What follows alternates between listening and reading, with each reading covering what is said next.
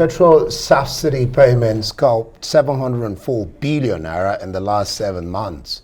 This has resulted in a reduction of the revenue accruing to the Federation account. In a presentation to the Federation Account Allocation Committee, the Nigeria National Petroleum Corporation (NNPC) gave a breakdown of the subsidy payment classified as under recovery. NNPC paid 25 billion in February, 60 in March, that is billion, about 62 in April, 126 billion in May, and 164 in June. In July, the figure was 103 billion, while in August, it was 173 billion. Now, the NNPC, as the sole importer of petrol, has been deducting subsidy payments from oil and gas proceeds due to the three tiers of government, since it is not catered for in the 2021 budget. The deductions have become the biggest factor contributing to dwindling federal allocations to the federal, states, and local governments' accounts. Subsidy or under recovery is the underpriced sales of petrol.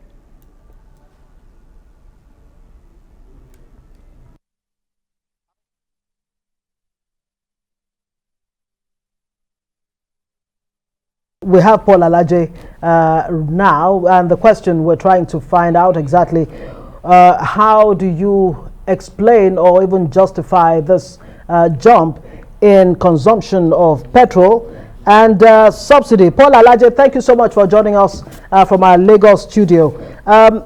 Let's ask this fundamental question. Can Nigeria continue or afford to continue with this subsidy regime? Well, thank you so very much for having me. The truth is, it is tough for Nigeria to continue to subsidize. Recall that PPPRA had reported in 2020 that Nigeria had spent above 8 trillion naira in the last 10 years. Report also has it that in 2019 alone, Nigeria spent 1.5 trillion, not on infrastructure, not to pay debt. The monies have been spent to service debt. Let's stay a bit with the numbers. Between 2012 to 2015, first quarter, Nigeria debt profile was 12 trillion naira. Now it's about 35 trillion. Find the difference, about 23 trillion.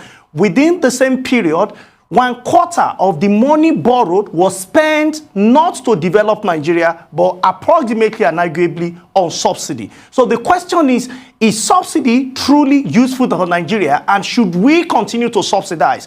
The truth is that the burden of subsidy is heavy on Nigeria, and we need to do something about it. So, but why is it difficult for us to remove subsidy in 2012? Virtually most Nigerians took to street because of subsidy removal announcement by PPPRA, and many people sang anti-government song on several streets of Nigeria. This is because the needful has not been done. And I have observed government in over time and policies of government around subsidy removal.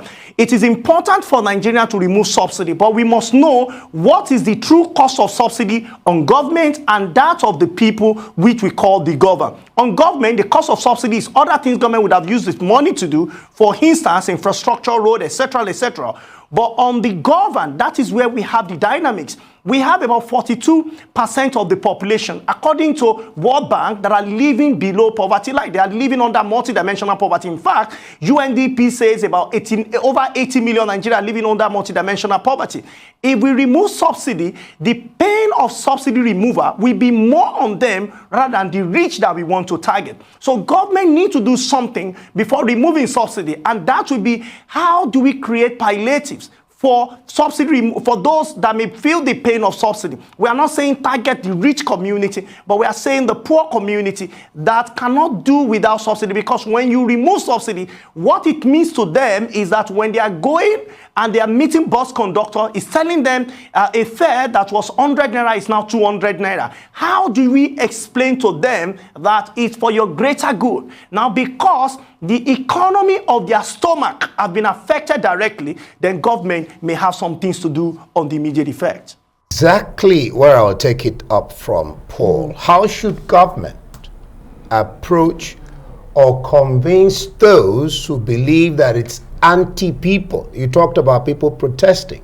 Should you place the cart before the horse or the horse before the cart?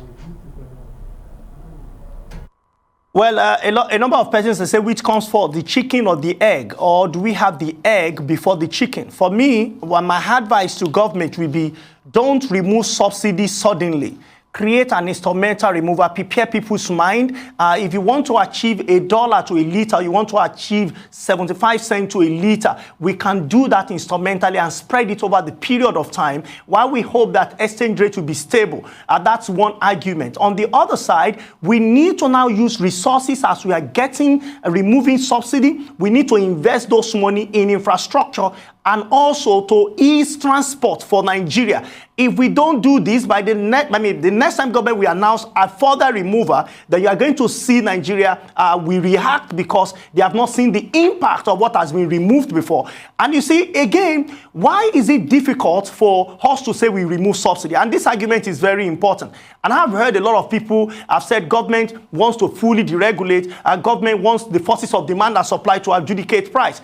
I ask question. We did this with telecom, where we now have multiple people play in the sector. You have, I don't want to mention names or brand. And so at a time, call per minute was 50 Naira. It drove down to 20 Naira. Today, nobody cares about what call per minute is because, you know, if the telecom, a telecom network is not doing well, you can even port with your number to another. Now, relate that with power sector that we deregulated. In the real sense, what we have was shared monopoly, and I'll explain that to you. In Abuja, you have to deal with AEDC. If I don't like AEDC in Abuja, what option do I have? That is the question we've not answered. If I don't want, say, Ikeja Electric in Ikeja, Lagos, which other option do I have? If I don't want Eco Electric on the highland in Lagos, which other organization do I deal with? So when we say that demand and supply to abdicate price, we know we have a lot of demand side. That is 210 million Nigeria, our population.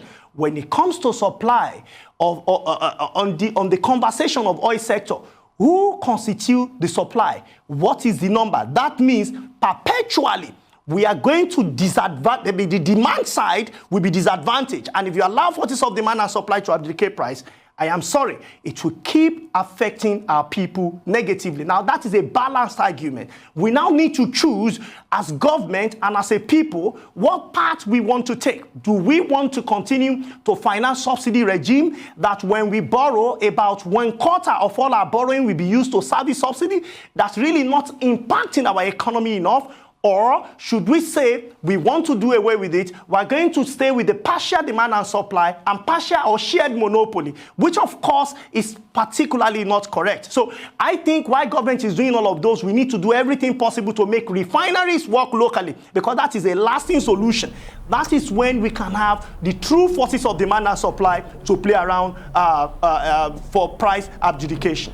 Paul Alaje, I'm so glad you mentioned fixing the refineries, because the point I have here is between the full deregulation of the downstream sector and fixing the petrol, the refineries, which one is the low-hanging fruit, or should they happen pari passu? Or which one is actually more fundamental to the issue of subsidy? Well, both are, because for now, we only have one supply side, and that is importation. So whatever happens to the value of Naira, it's going to have negative implication on what we will be paying for PMS. For committing those things, because Naira devalued, be ready to pay more for PMS. Other than that, government will have to take it as part of subsidy. It's also not fair on the part of government. So what should we do? Improve supply so that we can even save our foreign reserve. That is taking so much. It is the largest single imported product to Nigeria, which is PMS, and not my figures, according to the National Bureau of Statistics, second quarter, third quarter, in the last quarter, third quarter report, third report in 2020. So we have 4 refineries that have refused to work. We are turning them around and they have refused to turn like Baba's chair. What should we do? Give to private sector. Private sector wants to make profit, so it will be forced to make them work and have output. We also have a private sector person building a refineries. How do we support, because of the greater goal, to ensure we have enough supply, then we already have enough demand? At that time, we can find what is the true price for us. It will be wrong for us to compare ourselves with the rest of the world where they have sufficient refineries, but here we don't have refineries even though we have the crude oil. So we're going to be paying for everything, whether we like it or not. So while government is playing the card, talking to people, the need for us to remove subsidy, and I'm recommending that we should do that not suddenly, but in phases, maybe 20% over a period of six months, over a period of one year, which is about 5 years. We remove it, but as we are removing it, we are using the difference to invest in what people can see, which will be, of course, in transport sector, which will affect rail, which will affect road, etc., etc. And that people will feel the impact more that way. All right, thank you so much, Paul Alaje. Of course, you can't remove the question of trust. Alaje, sorry. You can't remove the question of trust. People trust in government, but that they will use these resources well.